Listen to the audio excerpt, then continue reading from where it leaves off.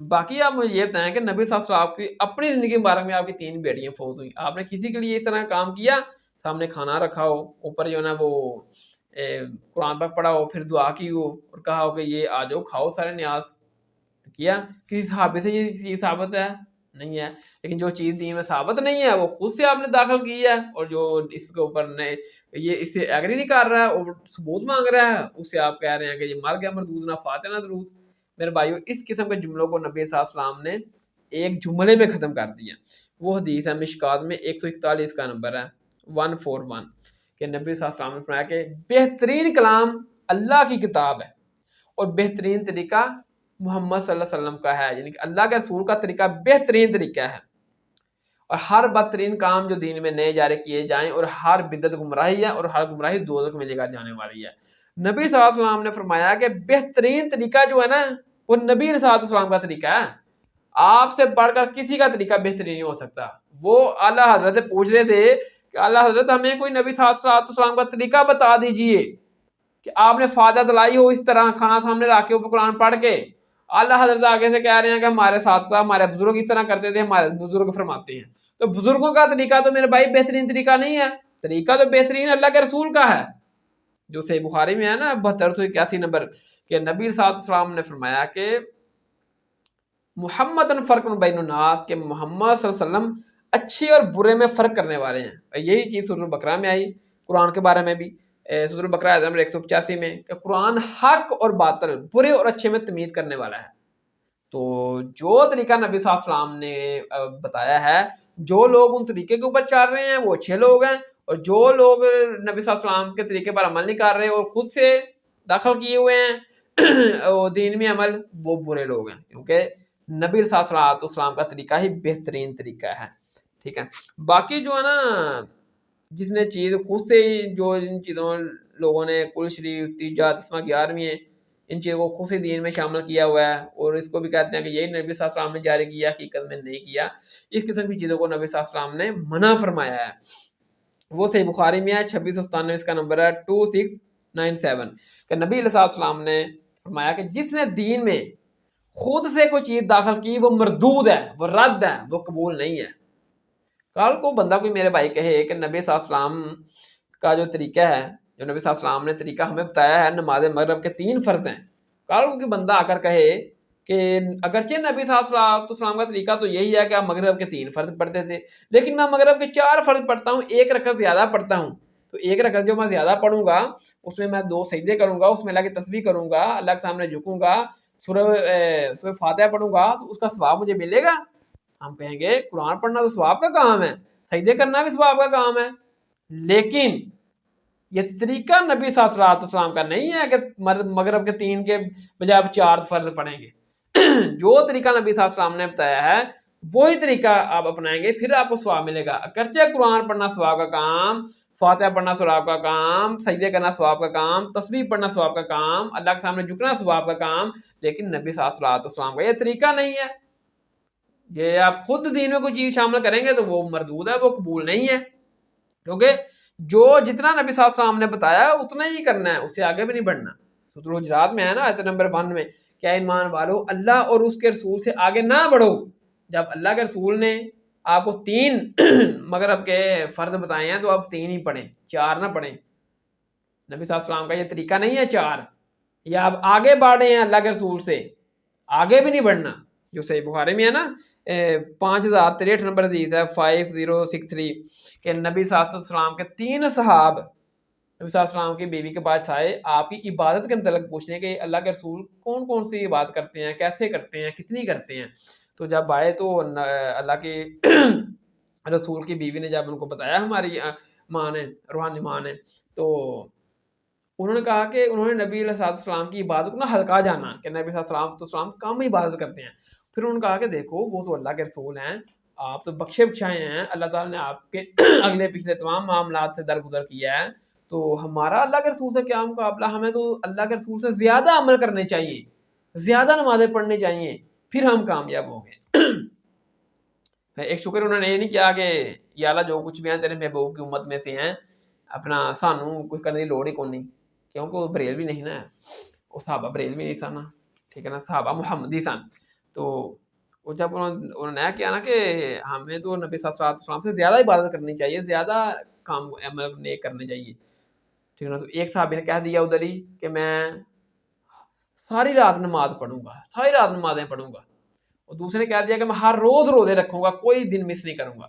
اور تیسرے نے کہہ دیا کہ میں نکاح نہیں کروں گا، میں شادی نہیں کروں گا، ساری عمر کنوارا ہی رہوں گا. یعنی کہ ادھر انسان نکاح کرتا ہے تو پھر زندگی میں معاملات ایسے آتے ہیں، انسان جو نا وہ ہٹ جاتا ہے، عبادت سے بھی کم کرتا ہے، یعنی کہ کم ٹائم اس کو ملتا ہے. اس نے کہا کہ میں عورتوں کے چکر میں نہیں پڑوں گا، بس اسی طرح زندگی گزاروں گا اللہ کی بات میں.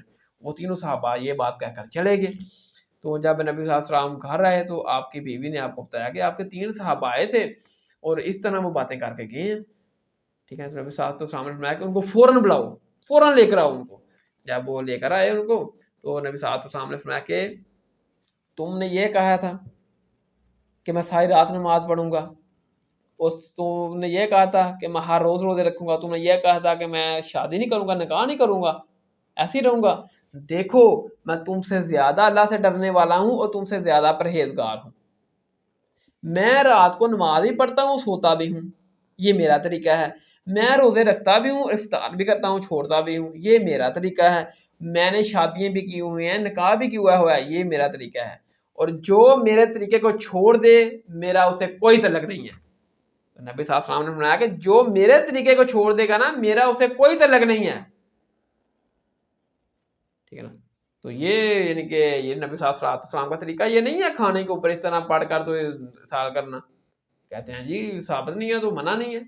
تو جو نبی صلی اللہ علیہ وسلم نے عمل بتایا ہے، جو طریقہ بتایا ہے، وہی طریقہ کریں گے تو آپ کو ثواب ملے گا، وہی چیز قبول ہوگی. اور کوئی چیز آپ طریقہ بنا لیں گے نبی صلی اللہ علیہ وسلم سے زیادہ آگے بڑھ جائیں گے یا اور کوئی چیز خود سے دین میں داخل کر لیں گے تو آپ کو کچھ فائدہ نہیں ہوگا، وہ چیز دین میں قبول نہیں ہوگی کیونکہ وہ نبی صلی اللہ علیہ وسلم کا طریقہ نہیں ہے. اللہ تعالیٰ کی ذات نے نبی صلی اللہ علیہ وسلم کو مبعوث کیا ہم میں کہ آپ اپنی زندگی ہمیں بتائیں جس طرح ہم نے آگے زندگی بسر کرنی ہے. آپ ہمارے لیے بہترین نمونہ ہے، جو طریقہ عمل آپ نے کر کے بتایا ہم ویسے ہی کریں گے تو تبھی کامیاب ہوں گے. پھر آپ جب ان کو کہتے ہیں نا کہ دیکھیں جی کہ نبی صلی اللہ علیہ وسلم کا یہ طریقہ نہیں ہے کہ آپ اذان سے پہلے درود و سلام پڑھیں. نبی صلی اللہ علیہ وسلم کا یہ طریقہ ہے کہ آپ درود کے اذان کے بعد درود پڑھیں، جو اپنا مشکات میں حدیث ہے 657 نمبر 657 کہ نبی صلی اللہ علیہ وسلم نے فرمایا کہ جو شخص اذان کا جواب دیتا ہے، مجھ پر درود شریف پڑھتا ہے اور الوسیلہ والی دعا اللہ کے حضور طلب کرتا ہے تو میری شفاعت اس کے لیے واجب ہو جاتی ہے. تو ہم کہتے ہیں کہ یہ نبی صلی اللہ علیہ وسلم کا طریقہ نہیں ہے کہ اذان سے پہلے درود سلام پڑھنا آپ بعد میں درود پڑھیں. تو یہ کہتے ہیں جی کہ طریقہ نہیں ہے تو منع بھی تو نہیں ہے نا جی. کہتے ہیں یہ طریقہ نہیں ہے تو کہتے ہیں منع بھی تو نہیں ہے. تو جو طریقہ جو عمل نبی صلی اللہ علیہ وسلم نے کر کے بتایا ہے ویسے ہی آپ نے کرنا ہے، جو نہیں کر کے بتایا وہ منع ہی تصور کیا جائے گا دین میں، ورنہ کوئی بندہ خود سے ہی ہر چیز داخل کیا جائے گا اس طرح تو منع نہیں ہے، منع نہیں ہے. ٹھیک ہے نا. تو پھر جب کہ پڑھنا بھی ان لوگوں نے صرف اسپیکروں میں ہوتا ہے، کیونکہ میں خود ریلویت میں مسجد میں سارے اذانیں بھی دیتا رہا ہوں، سارے معاملات تو صرف اسپیکر میں ہی پڑھتے ہیں. جب لائٹ چلی جائے پھر پڑھنا نہیں ہوتا کیونکہ دوسروں کو سنانے کے لیے پڑھ رہے ہوتے ہیں. ٹھیک ہے. تو پھر کہتے ہیں کہ درود پڑھنے کا ٹائم تو نہیں ہے جی، جب مرضی پڑھ لیں، جب مرضی پڑھ لیں، درود پاک پڑھنے کا کوئی ٹائم تو نہیں ہے جی. تو ٹھیک ہے، پھر آپ واش روم میں بھی جاتے ہوئے درود پاک پڑھا کریں، آپ دعائیں چھوڑ دیں، سوتے وقت بھی درود شریف پڑھ لیا کریں دعائیں کی جگہ. فرض نماز کے بعد جب فارغ ہوتے ہیں درود شریف پڑھ لیا کریں، دعائیں نہ پڑھا کریں. جو نبی صلی اللہ علیہ وسلم نے سنت اذکار تعلیم فرمایا ہے وہ آپ نہ پڑھا کریں، آپ درود پاک پڑھ لیا کریں. ٹھیک ہے نا. تو نبی صلی اللہ علیہ وسلم نے جس موقع کے اوپر جو چیز تعلیم فرمائی ہے وہ آپ کا طریقہ ہے، وہ آپ نے طریقہ آپ کا بدلنا نہیں ہے، وہ چیز اسی وقت پڑھی جائے گی. ٹھیک ہے نا. ورنہ آپ درود شریف کی بات کر رہے ہیں نا اذان سے پہلے بعد میں آپ کو ادھر بتاتا ہوں. مشکات میں ہے یہ اثر کہ ابن عمر جو سیدنا حضرت عمر فاروق رضی اللہ تعالیٰ عنہ کے بیٹے تھے، وہ ان کے پاس نا ایک بندہ تھا، اس کو چھینک آئی. اس نے کہا الحمدللہ والسلام علی رسول اللہ، کہ اللہ تعالیٰ کا شکر ہے، والسلام علی رسول اللہ، اور نبی علیہ السلام پر سلام ہو. اب الحمدللہ کے اوپر نبی صلی اللہ علیہ وسلم نے صرف ہمیں ارشاد فرمایا کہ آپ نے کہنا ہے آپ کو چھینک آئے تو الحمدللہ کہنا ہے. ٹھیک ہے نا. یا الحمدللہ علی کل حال یہ کہہ دینا ہے، والسلام علی رسول اللہ نہیں کہنا. اب جب ابن عمر کے پاس اس بندے نے چھینک مارے نا تو اس نے کہہ دیا کہ الحمدللہ والسلام علی رسول اللہ، نبی صلی اللہ علیہ وسلم پر سلام ہو. اور یہ اس نے خود سے ایڈ کیا اپنی طرف سے نبی صلی اللہ علیہ وسلم سے اظہار محبت کی. تو ابن عمر نے کہا حضرت عمر کے بیٹے نے کہ دیکھو میں بھی کہتا ہوں کہ الحمدللہ والسلام علی رسول اللہ, میں بھی کہتا ہوں کہ اللہ کا شکر ہے اور نبی صلی اللہ علیہ وسلم پر سلام ہے, لیکن اس موقع پر نبی صلی اللہ علیہ وسلم نے ہمیں درود پڑھنا تعلیم نہیں فرمایا. اس طرح کہنا ثابت نہیں ہے. جس طرح تم درود شریف نال جوڑ رہے ہو نا, الحمدللہ والسلام علی رسول اللہ جوڑ رہے ہو, اور اذان کے پہلے درود شریف جوڑ رہے ہو, عبداللہ نے کہا اس طرح کہنا ثابت نہیں ہے, لہذا صرف وہی کہیں گے جو نبی صلی اللہ علیہ وسلم نے ہمیں تعلیم فرمایا ہے. شکر کرو تھے کوئی اعلیٰ حضرت منع والا نہیں ہے, بریلوی میں نہیں ہے. انہوں نے کہا نہیں ابن عمر صاحب ثابت نہیں ہوا تو کی ہوا, منع بھی تو نہیں نا, ٹھیک ہے نا. جس طرح دلیل حضرت صاحب تے انہاں منع دیندے نے, کہنا ثابت نہیں ہے تو کی ہوا, منع بھی تو نہیں نا. تو ابن عمر نے کہا کہ جو بھی چیز آپ خود سے دین میں داخل کریں گے, یا نبی صلی اللہ علیہ وسلم نے جو چیز تعلیم فرمائی ہے اس کے ساتھ کوئی اور چیز ایڈ کریں گے, اس میں ثبوت ہونا ضروری ہے, ثابت ہونا ضروری ہے. یہ نہیں ہے کہ کر کے آپ کہیں گے منع بھی تو نہیں ہے نا جی, منع والی دلیل کو نہیں. جو نبی صلی اللہ علیہ وسلم نے جتنا تعلیم فرما دیا دین, جو عمل کر کے بتا دیا وہی دین ہے, باقی منع ہے سب کچھ. تو ابن عمر نے کہا کہ دیکھو میں بھی پڑھتا ہوں نبی صلی اللہ علیہ وسلم پر سلام, لیکن اس موقع پر آپ نے تعلیم نہیں فرمایا, اس طرح کہنا ثابت نہیں ہے. آپ جب بھی چھینک آئے تو بات صرف یہی کہنا الحمدللہ, ٹھیک ہے. تو ایک اور حدیث جو صحیح بخاری میں ہے 247 کا نمبر ہے 247, کہ نبی صلی اللہ علیہ وسلم نے ایک صحابی کو نا سوتے وقت دعا تعلیم فرمائی, اور نا اس میں نبی صلی اللہ علیہ وسلم نے الفاظ تعلیم فرمائے بنبیک الذی ارسلتا, جو نبی تو نے بھیجا میں اس پر ایمان لایا. تو جب صحابی نے دعا ریپیٹ کی نا, تو صحابی نے نبی صلی اللہ علیہ وسلم کا الفاظ بدل دیا. نبی صلی اللہ علیہ وسلم نے اس کو سکھایا بنبیک الذی ارسلتا, تو اس نے کہہ دیا برسولک الذی ارسلتا, میں ایمان لایا اس پر جو تیرے رسول کے ساتھ نازل ہوا. اب اس نے نبی صلی اللہ علیہ وسلم کے لیے بہتر لفظ استعمال کیا. دیکھو نبی تو کافی زیادہ ہیں لیکن رسول صرف 313 ہے, لیکن نبی صلی اللہ علیہ وسلم نے کہا کہ تو نے میرے الفاظ کیوں بدلے, حالانکہ اس نے نبی صلی اللہ علیہ وسلم کی جگہ رسول استعمال, نبی سے بہتر نبی صلی اللہ علیہ وسلم پہ اظہار محبت کیا نا, کہ آپ اللہ کے رسول ہیں, رسول تو بہت کم ہے 313, نبی تو بہت زیادہ ہیں. تو نبی صلی اللہ علیہ وسلم نے کہا کہ آپ نے میرے الفاظ کیوں چینج کیے, وہی کہیں جو میں نے سکھایا ہے, جو میں نے تعلیم کیا ہے وہی کہنا ہے. میری محبت میں میرے تعلیم کیے ہوئے دین کو مجھ سے آگے نہیں لے کر چلے جانا, اس میں خود سے کوئی چیز نہیں ایڈ کر دینی میری محبت میں بھی, ٹھیک ہے نا. حضرت عیسیٰ علیہ السلام سے عیسائی جو محبت کرتے ہیں نا, وہ ان کی محبت کی بنا میں ان کو کہاں سے کہاں لے گئے. تو نبی صلی اللہ علیہ وسلم نے کہا کہ میری شان کو اس طرح بلند نہ کرنا جس طرح عیسائیوں نے عیسیٰ علیہ السلام کی شان کو بلند کیا. تو ادھر بھی اصحاب جو نا وہ نبی صلی اللہ علیہ وسلم کی محبت میں ہی نبی صلی اللہ علیہ وسلم کو یہ بہتر الفاظ یوز کرتے تھے, آپ پر سلام درود بھیجتے تھے, لیکن نبی صلی اللہ علیہ وسلم نے کہا کہ نہیں ایسے نہیں, جو چیز میں نے تعلیم فرمائی ہے ان الفاظ کا بھی چینج نہیں کرنا, ٹھیک ہے.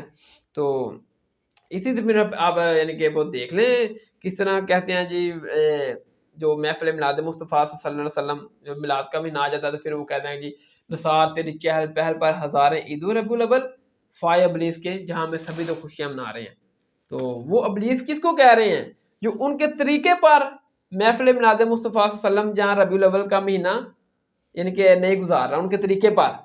ان کو پوچھے آپ کا طریقہ کب شروع ہے, تو اعلیٰ حضرت لکھتے ہیں کہ نبی صلی اللہ علیہ وسلم کی وفات کے 800 سال بعد ہمارا طریقہ شروع ہے.